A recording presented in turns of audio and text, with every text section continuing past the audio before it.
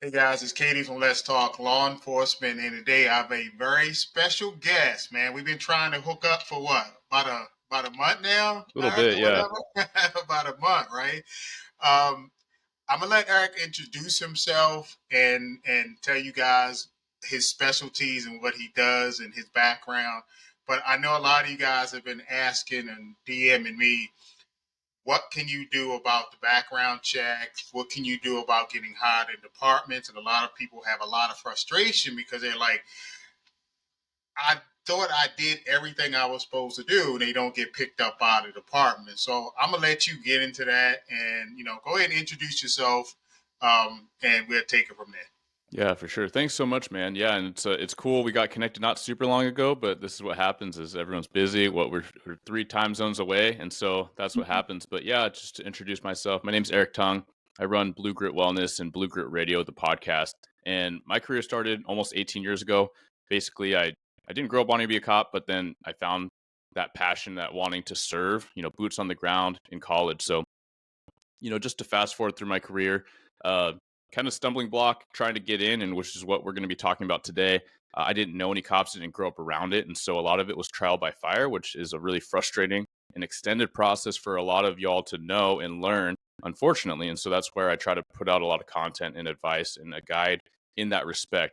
My career went on to the crowd control team, kind of an extra duty. Peer support became a huge pillar of my career and how I look at what's necessary in first responder work.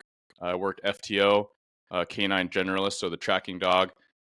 Did that for a number of years, and then I promoted to sergeant. So out in my PD in Washington State, patrol sergeant for a few years. Worked a couple small units, and that's what went into recruiting. And so that's where I became officially involved with recruiting and hiring, following 2020, which you don't need me to tell you how challenging that was, and we're still feeling the repercussions of that with recruiting retention. But it gave me this unique perspective on like how we can better reach out to our candidates. Myself and my recruiter, we just try to flip the script on what was traditional, which was like, hey, you just show up with your best, and like we'll just assess you. A lot of it was drawing on my own experience, not knowing what I didn't know, and just trying to share that information, right? So putting out a lot of helpful information. That's really where the podcast started from, to be honest, is just trying to create another resource so that people could listen in and just decide for themselves whether this career was for them, and then how to prep the best way. I don't think that anything is proprietary. It's There's no secret sauce, except no one knows where to find it unless you actually know some cops and you're talking to them about it. And so that's really where the crux of a lot of this comes in. Blue Grit Wellness, yeah, the main focus is like trying to elevate police culture, like as individuals or team, families, on duty, off duty, right? Like how can we do this job in our lives the best way we can to serve our best way? With that, because I have such a groundwork in hiring, I've promoted through that role, training sergeant, and now I'm a patrol commander. So I oversee 5 sergeants and kind of like essentially half of the patrol division in my department. So, yeah, but recruiting, just like you get blown up with a lot of messages because it matters and because people really care. And similarly, like that's why a good bulk of my content remains in the recruiting, hiring process, just to help people show up better. Okay, so I'm gonna ask you this because this is one of I'm throwing questions at you, I Yeah, got so man. understand that, right? Yeah. So one of the applicants was like, I'm not gonna say the particular department, but it's a large department Yeah. down in Florida. Um, he says, "Hey, my background's squeaky clean. I have no problem." Now, again, I'm not knocking him, but sometimes you got to take that with a grain of salt when applicants say Yeah. that. Mm-hmm. But when they get a lot of the applicants, when they get to the polygraph portion of it, Mm. they say, "Hey, I was nervous. I was, or he tripped. They tried to trip me up, or I forgot to say this." Now we call it the blue book, that informational book that you put all your stuff down at the polygraph exam. Just Oh, yeah. basically picking a couple questions out to see Mm-hmm. if if you're, and they say deception. So again, I'll ask you this: can applicants do anything to better prepare themselves for the polygraph portion? Yeah, absolutely. So context is these are complicated questions to answer, and I'll do my best. Recognize when you are listening in, your situation be way different than the other person listening in, and who even asked this question, right? So context is important. Everyone's individual background is uniquely different, and every agency is different. What they're looking for is a little bit different. and we're all humans. So I bring that all up to say this: your polygrapher is a human being. There's subjectivity, there's some level of bias. Your recruiter and the commander and the chief and the sheriff, all the same. You are the same, right? So just to get out of the way, I think it's important so people don't take things so personally, because we all know, and I'm sure you work with many really good cops that took them a while to get in. They had to get in where they fit in. They had to check around different agencies, different cultures, and sometimes they did a lot of work and a lot of reflection to get in. And so I start that context because not everyone is cut the same way with the same background. Of course not. And so with that polygraph thing, just to give a nod to a polygrapher that came on my show, someone that I know regionally, we talk about the polygraph process and really how to show up. And the themes could carry on to how you show up in the whole process. That's Blue Grit Radio. That's episode, I pulled it up just here, 173, right? So that's with retired officer Donovan Heavener. But essentially, how you show up is just you got to check your ego at the gate, right? You mentioned the blue book. We call it personal history questionnaire or background packet. Yeah, you got to put in everything. And the people that succeed, they go in the weeds. They ask their buddy. You're like, hey, like, what date was that when me and you were 19 and we did that dumb thing? All of that.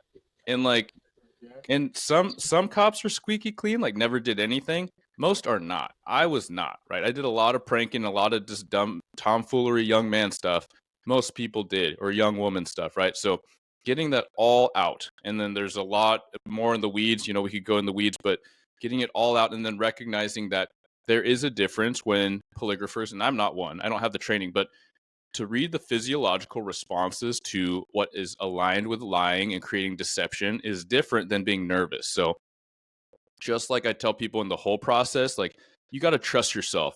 And if you're not confident in yourself and you're not confident in how you're going to show up in the process, then how is that recruiter, how is that agency head going to feel on the other side of the interview table or on the other side of the polygraphy machine, right? Like all of those meters and readings, like, you got to trust that you can do the job and you got the right stuff and you have the right, most importantly, values.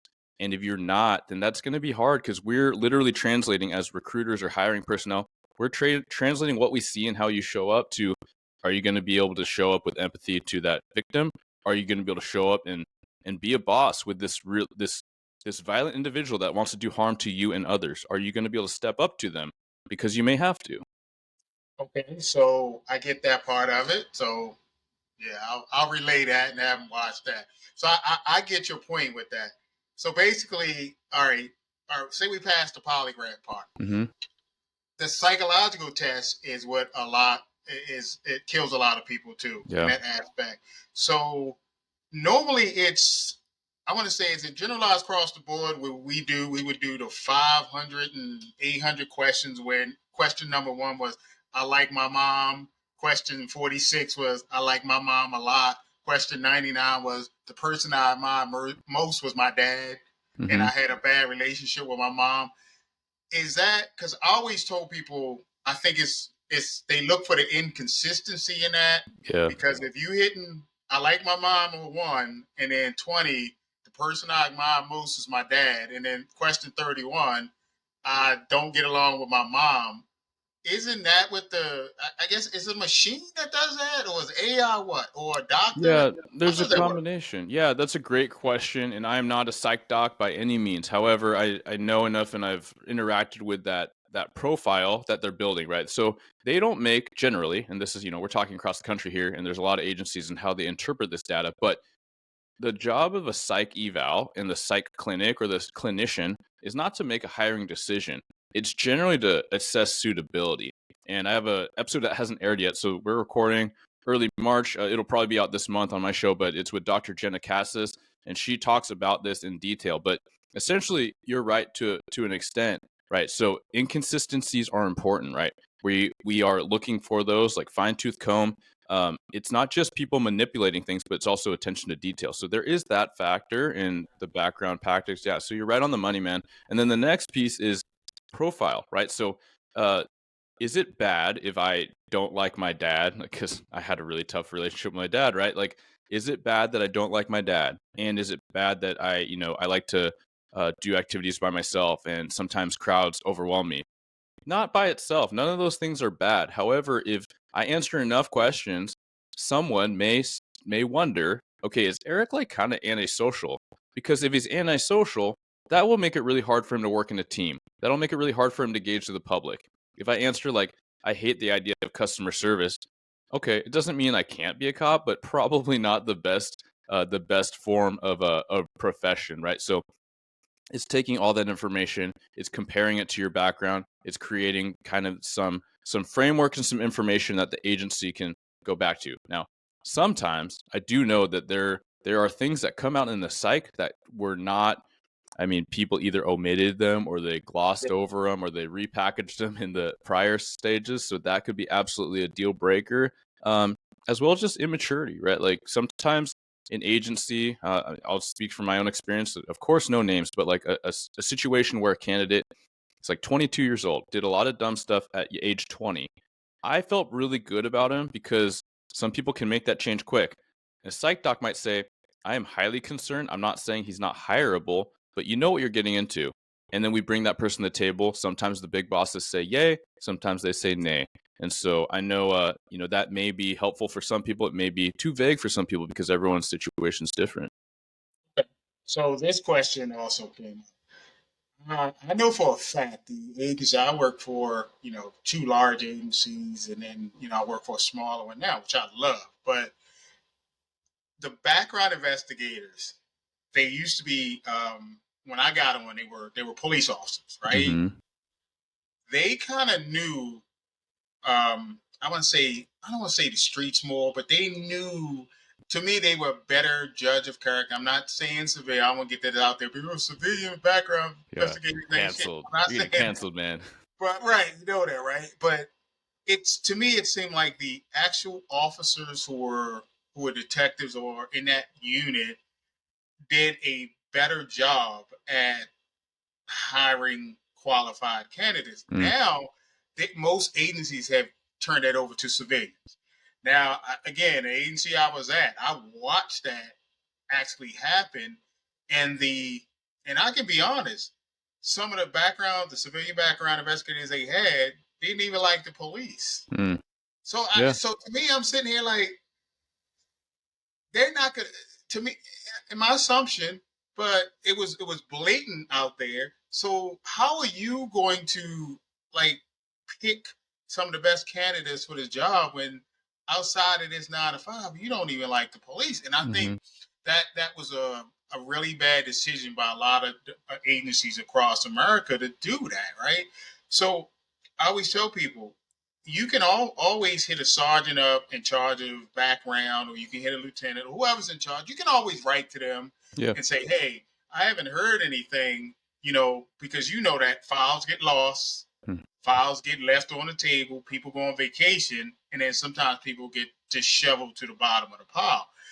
Um, so do you have any recommendations on that? Like, okay, I've applied to this agency. It's been 4 months. I passed everything and I'm waiting to hear. And I know it's a numbers game sometimes with the money and the budget, but when is it appropriate in your mind to say, hey, let me write the head of, let's say HR, but usually as a captain or yeah. a commander in charge of Mm-hmm. recruitment or hiring.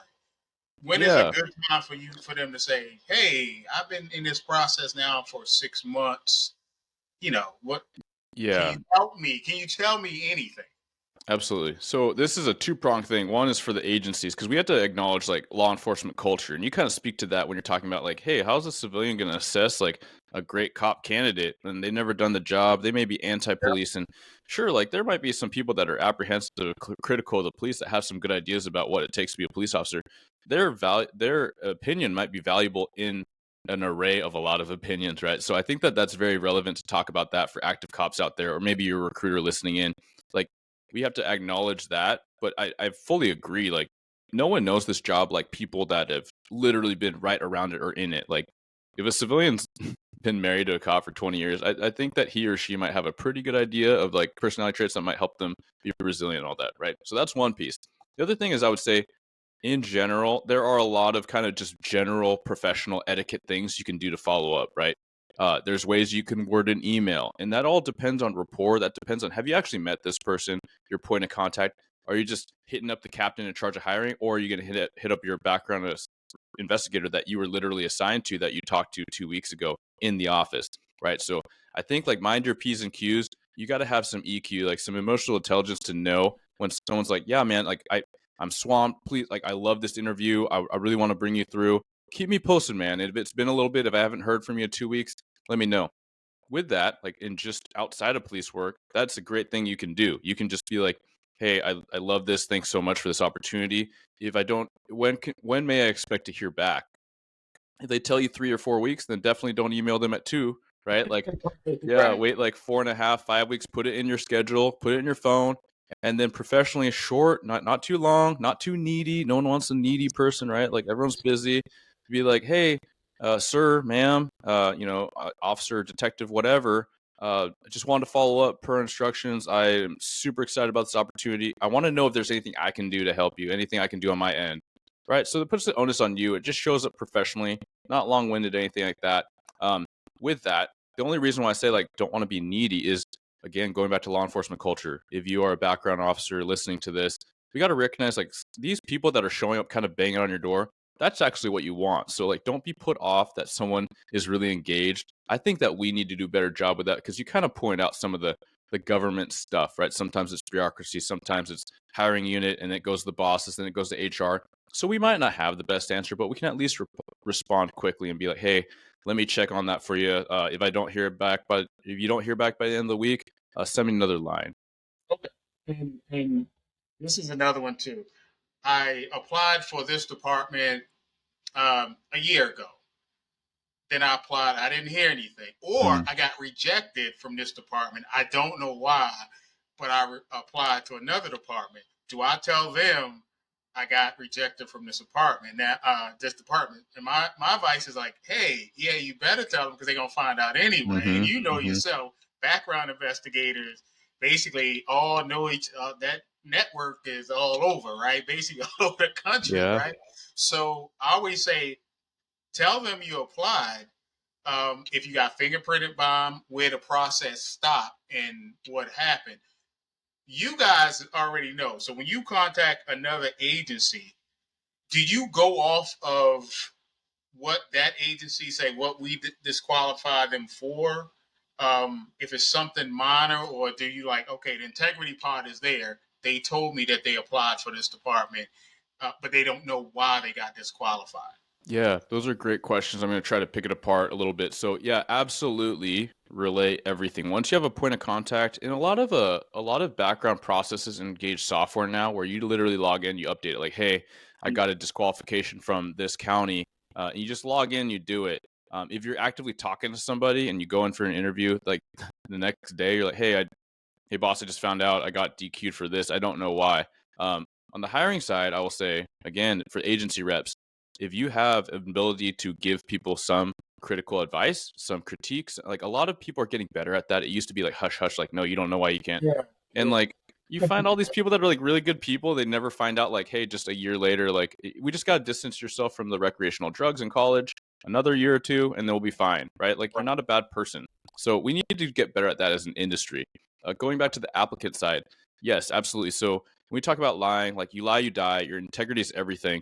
If you get caught lying, you're done. Like you're done from the process, essentially everywhere, and you don't want to do that. So, you can be patient, be humble, and take your licks. Maybe you can get into another kind of ancillary job, security. Go, finish your degree, get into corrections, whatever. Right while you wait, develop yourself. Like that's one thing I really, really preach is like there's always something you can be doing to develop yourself into a better candidate. Literally today, this week. But going back to brass tacks, yes, you need to keep people apprised of why you're DQ'd if you know or that you are, because yes, as you're in the process, there are shared databases, there are shared contacts. And going back to the software, you often do need to tell everyone every time, everywhere you've tested and what the result was, and right. So they send out the request like, hey, here's the waiver. Let us know what's going on with that. The last piece of your question, like, do we go off of that? We do want to consider that, but again, going back a little bit, every agency is a little subjective, right? Like this agency might care a lot about weed use. This one will be like the chief literally be like, you're telling me about weed, why? Like let's, Right, because right, different right. states, like different laws, different context socially. So Um, yeah, there are going to be deal breakers at some places that are definitely not deal breakers to others, and maybe there's kind of the middle ground for most, where it's like the combination of things. Oh, you got DQ because you're financed, you have all this debt. Okay, but literally in 6 months to a year, maybe you've resolved a lot of that debt, and maybe you've shown like how you're on a payment plan. You sold your car that you could not afford. You got a commuter. Like you're showing again. That's where I say you can always do something to improve your situation. Yeah, you're showing ownership. Like I would way rather hire that person that's doing the work, not just like perfect, because no one's perfect, truly. Okay. Because again, that's been a lot of the questions that I get. It's like I apply for this agency. It's almost like going to a car dealership, and it's Hmm. like, all right, I applied here, and then they say, well, don't go any other place and Yeah. apply for credit Hmm. because it's going to knock your credit score down. So a lot of applicants believe that, and I try to tell them, I'm like, listen, if you know it's nothing in your background that it's even remotely bad, keep applying for the departments, man. Yeah. Somebody's gonna pick you up if you can physically do it, you can mentally do it, because Hmm. we need police officers out here. And Yes. Yes. it's super hard recruiting, and also get that it's like, man, all these departments say they need people, and they do, and they can't get hired. Yeah. So that's a frustrating phrase and kind of question I get too. It's a numbers game a lot of times when you're picking let's say you're picking, but you're looking at a class of a big class, say a 30 or 40. How do you weed down that, say, 50? That's like, okay, these guys made it, but how do you go through that list and say, I'm picking this 35 and Hmm. not this other 15? I got to DQ these 15, not because they didn't make it, but because you know what I mean. And Yeah.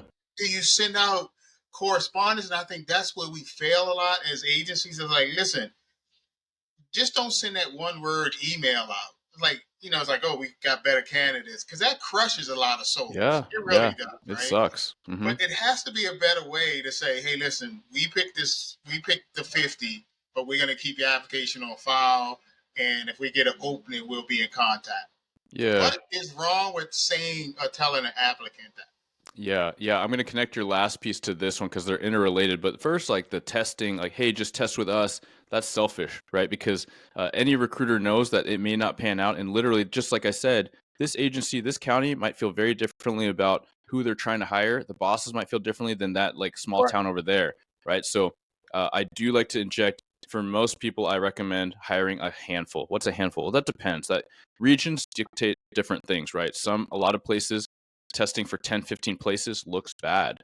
Other places like up in Washington, it doesn't look bad, but I recommend less than that, and here's why. Just like you said, like it's a lot to manage all the correspondence and the background. Like you might get from this department, hey, you got 2 weeks to fill out this background. You might get another one in 2 days saying, hey, 10 days. It's different platforms. You might get, hey, we need you to schedule an oral board in the next 3 days, or you're out. And so now you got a full time job, maybe, right? You got family, and so how can you juggle all these things and you end up dropping out or failing. And then you got to put that down, right? And so someone's like, "Oh, he failed like 5. He got DQ'd because he couldn't respond. You know, he's lazy. He's not attentive, right?" So do what you can manage and talk to your recruiters. They should hopefully give you some context like, "Hey, what is a sweet spot? Like how many should I test for? Like 4, 6, 5, 3?" So I want to mention that first. The next piece you're kind of talking about like just giving that feedback back. Yes, sometimes that is very dictated by HR, civil service, these entities where you get an email just saying, "Hey, you didn't move forward." Right. That might not be able to be adjusted too much. However, the follow up with that is, as recruiters, as agency reps, as a sarge, as whatever, we ought to do better, right? And so we made it a habit at my agency to say, "Hey, if you got questions, let me know." Whenever I got a response, like I would talk to them on the phone if they wanted, right? Like, or I'd give them an email. And I'm like, "Hey, here's like the issue, really," and then we give them some constructive advice, right? Because See, like that's we're outstanding. That's yeah, because outstanding. Most agencies don't do that. we Whoa. need to do that, right? Because and I've heard it from I've heard it from recruits, and I feel their prospective recruits, candidates, right?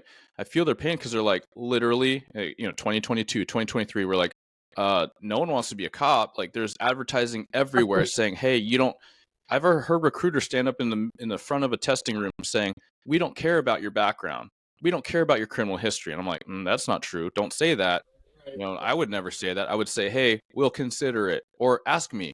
You could ask me, like you could ask me anonymously, say, "Hey, would you have an issue if I smoked coke? You know, like smoke cocaine? Oh my gosh! If I used coke last year, I'd be like, yeah, don't apply yet, right? Like you're not a bad person, maybe later, right? Um, Lapse in judgment. Well, we were concerned about that, right? And so, um, all to say, yes, we ought to do better because we're going to turn those prospective, awesome future cops into non-starters, right? Non-applicants. Whereas, literally, maybe a year or two later, some self-work, some time away from their thing, they might be a great candidate. right. And I love the fact you said that. If you can pull somebody to the side and say, "Hey, listen, work on this.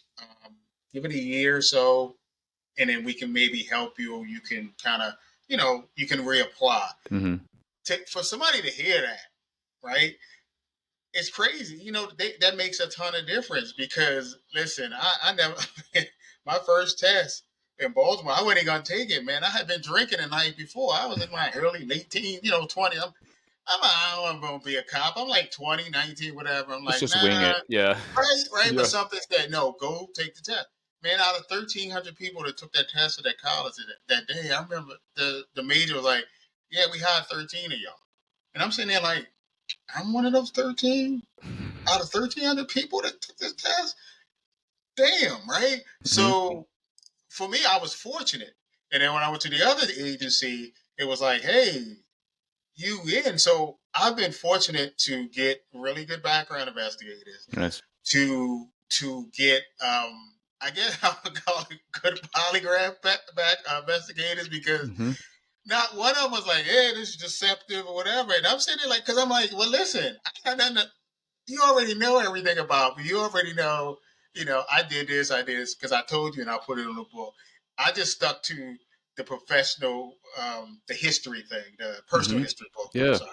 And it all kind of worked out. And I tell everybody, nobody's perfect, man. Your No. background investigator, your chief, nobody. But I think what they want is, yeah, I did this.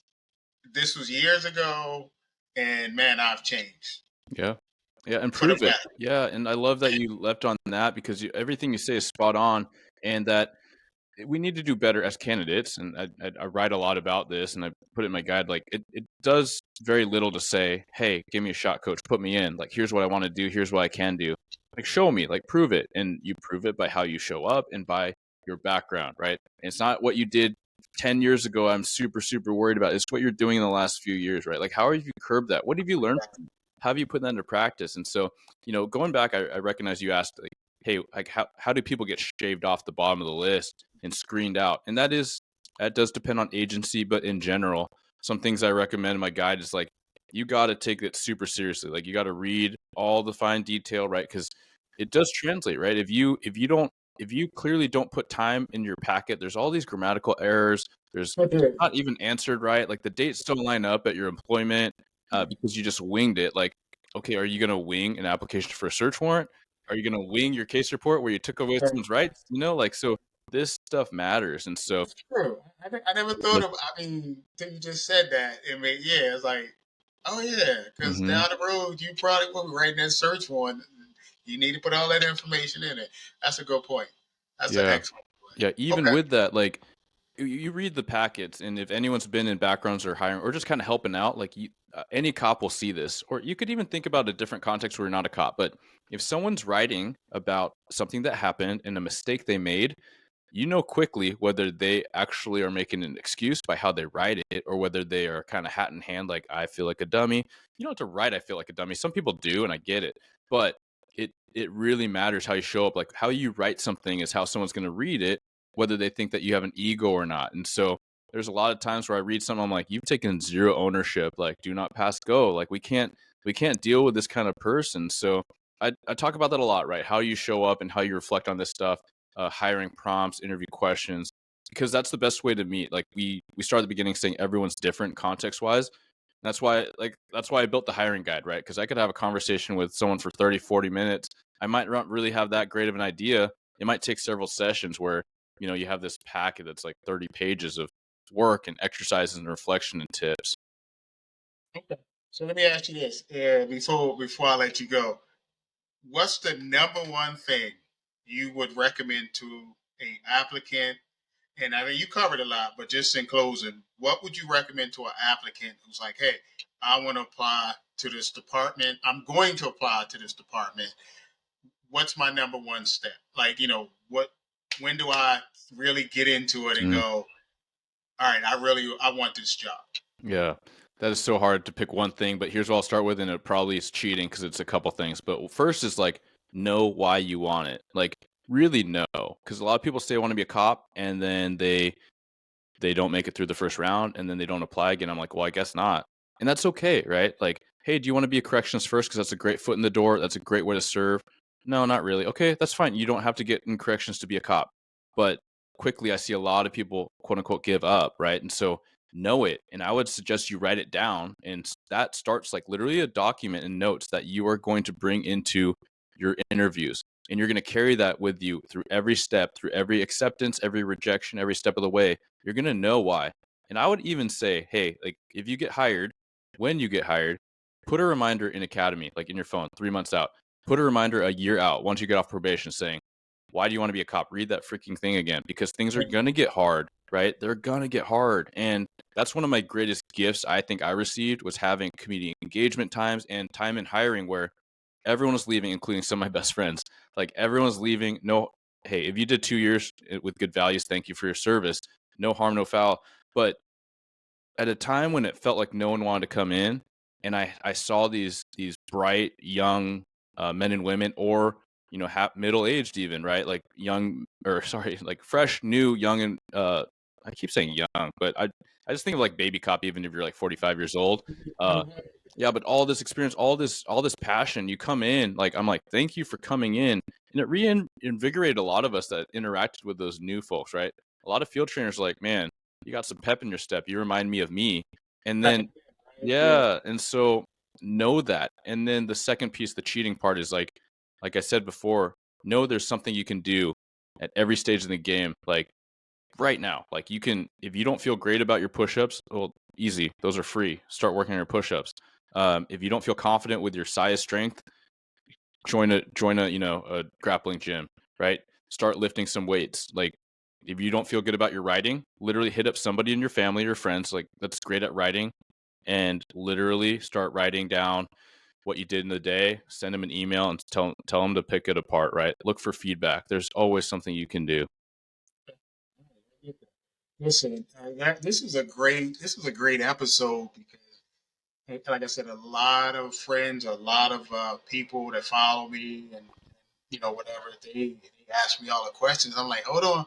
I said, let me get you somebody better that can ask those questions, answer those questions. So, man, I appreciate you giving me the time, like big Absolutely. time, and I hope to have you back because I'm gonna I'd get a love it. lot of feedback from Yeah, this. man. Like, wait, ask him that, ask that. So if it's cool, if anybody has any questions, I could give them your inbox. Is that cool? Or Absolutely. Yeah. Yeah, man. So, if I could I mean, literally this morning I got a message from someone I'd never got a message from. He's like, "Hey man, you don't know me. I'm 31. I'm on the East Coast. I've been listening to your podcast for a while." And he found me through Spotify, right? And he said like, "I listened to one of those ones on interviews 4 times and I practiced in my head like what I would say." I was like, "Oh my gosh, you should have sent me a message earlier." But he's now halfway through the process, right? He's aced the interviews. Now he's dealing with the poly and the psych, right? So he can access those resources. But yeah, I'm here for it. Like this is Blue Grit. It all started as kind of like a give back and a reach out and building community.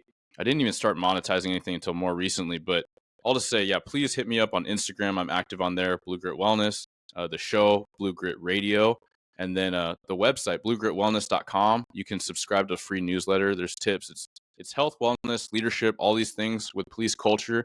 And then on the website as well, you can find the hiring guide. okay. Appreciate that. And again, listen, man, thanks for coming on. And I got to give a quick shout out to my sponsors, Frontline Optical. I always get them wrong. Apologize. And Porter Finest Coffee. Those guys, I appreciate you guys sponsoring the show and the podcast.